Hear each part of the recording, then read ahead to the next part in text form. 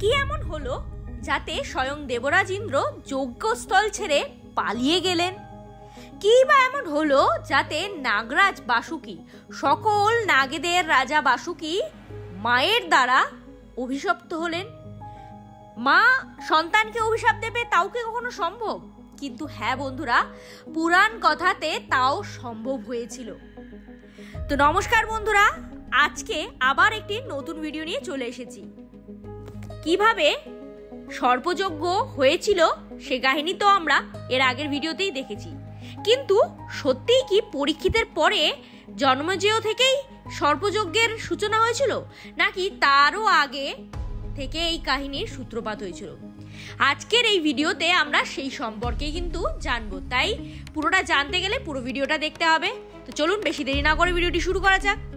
এই ধরনের আরও অনেক ভিডিও পেতে চ্যানেলটি সাবস্ক্রাইব করে বেল আইকনটি প্রেস করে পাশে থাকবেন প্লিজ। আচ্ছা বন্ধুরা, আপনাদের মনে আছে সেই কদ্রু আর বিনিতার কাহিনীটি আপনাদেরকে বলেছিলাম? যদি না মনে থাকে তাহলে আমাদের প্লেলিস্টে গিয়ে কদ্রু আর বিনিতা অর্থাৎ ভগবান গরুকে নিয়ে যে ভিডিওটি বানানো আছে সেটি দেখে আসতে পারেন। তো কদ্রু এখানেই কিছুটা সংক্ষেপে বলে নিই যে কদ্রু আর বিনিতার মধ্যে একবার শর্ত হয়েছিল উচ্ছিশ্রবা ঘোড়ার লেজের রং সম্পর্কে। তা কদ্রু বলেছিল যে উচ্ছিশ্রবা ঘোড়ার লেজের রং কালো, যেখানে বিনিতা বলেছিল যে না সাদা। এরপর কি হলো, আসলে তো উচ্ছিশ্রবা ঘোড়াটা সাদা রঙেরই এবং লেজও সাদা রঙেরই হবে, সাধারণ, তাই না? এটাই স্বাভাবিক। কিন্তু যখন দেখলো কদ্রু যে বিনিতার কাছ থেকে তো হেরে যেতে হবে, তাহলে বিনিতার দাসী হয়ে যেতে হবে, কেননা শর্ত তাই ছিল যে যে হারবে এই শর্তে সে অন্যর দাসী হবে। তখন কদ্রু একটা চাল চাললো, কি না তার সর্বপুত্রদের বলল যে লেজে গিয়ে উচ্ছিশ্রবার ঝুলে থাকতে, যাতে দূর থেকে তা কালো মনে হয়। এবং এখানেই সেই ঘটনার সূত্রপাত। এখানে নাগরাজ বাসুকি বলেছিল যে তিনি এই অন্যথা মানে এই মিথ্যে কাজটা করতে পারবেন না। যখন তিনি এটি বললেন তখন তার নিজের মাতা ক্রোধে অন্ধ হয়ে গিয়ে বাসুকিকে অভিশাপ দিয়ে বসলেন। কি সেই অভিশাপ? যে তুমি মাতৃ আজ্ঞা পালন করলে না, এত বড় সাহস তোমার, আমি তোমায় আজ অভিশাপ দিলাম যে তোমার বংশ এবং তুমি সকলে জন্মজেয়র সর্পযজ্ঞে ধ্বংস হয়ে যাবে।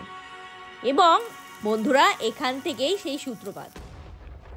এরপর যখন মন্ত্র বলে সর্পযজ্ঞে সকল সাপেদের ডেকে আনা হচ্ছে, তখন তক্ষক নাগ গেলেন ইন্দ্রের কাছে। ইন্দ্রের কাছে গিয়ে তিনি কাকুতি মিনতি জানালেন। তখন একটা কথা তার মনে পড়লো যে ইন্দ্রের কাছে কাকুতি মিনতি জানানোর সময় যে দেবরাজ ইন্দ্রই বলেছিলেন যে সকলকে টলানো সম্ভব, কিন্তু দেবরাজ ইন্দ্রের সিংহাসন টলানো সম্ভব না। তখন তক্ষক নাগ কি করলো, দেবরাজ ইন্দ্রকে জড়িয়ে তিনি বসে রইলেন। কিন্তু সেই যজ্ঞের পাওয়ার এতটাই ছিল মন্ত্রের যে ইন্দ্রকেও মানে স্বয়ং ইন্দ্রকেও সেই যজ্ঞস্থলে আসতে বাধ্য করেছিল। এবং তার আস্তিনের নিচেই এই তক্ষক নাগ লুকিয়েছিলেন। এবার যখন জন্মজেয় বুঝতে পারলেন যে দেবরাজ ইন্দ্রের আস্তিনের নিচে তক্ষক নাগ লুকিয়ে রয়েছে, তখন তিনি বললেন যে আমি তক্ষক নাগকে সর্বাহুতি তো দেবই, তাতে যদি ইন্দ্রকে শুদ্ধ সর্বাহুতি দিতে হয়, সর্বাহুতিতে আহুতি দিতে হয়, তাও দেব। এই কথা শুনে তো ইন্দ্র দূর দাঁড় করে যজ্ঞস্থল থেকে গেলেন পালিয়ে। তক্ষক নাগ পড়লেন রয়ে ওখানে। এরপর আস্তিক মুনি আসলেন সেই যজ্ঞস্থলে, এবং আস্তিক মুনি আসার পর সমস্ত কাহিনীটি তো এর আগের ভিডিওতেই বিবরণ জানিয়েছি। এর পরের ভিডিওতে অবশ্যই এই আস্তিক মুনির সাথেও কিভাবে এই সর্পযজ্ঞ এবং এই অভিশাপ সমস্ত কিছুটা কানেক্টেড সেই সম্পর্কেও আলোচনা করব। তো বন্ধুরা দেখলেন তো, লাইফ ইজ এ সার্কেল, সত্যিই সার্কেল, সমস্ত কিছু ঘুরে ঘুরে কিন্তু একটা অপরটার সাথেই ইন্টারকানেক্টেড। তো বন্ধুরা আজকের এই ফ্যাক্ট সম্পর্কে জেনে আপনাদের কেমন লাগলো?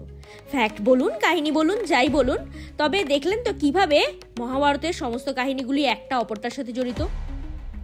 তো আজকের ভিডিওটি আমরা এখানেই শেষ করলাম। দেখা হচ্ছে একটি নতুন ভিডিও নিয়ে। Till then tata, take care of yourself and your mom dad. জয় শ্রীকৃষ্ণ, রাধে রাধে।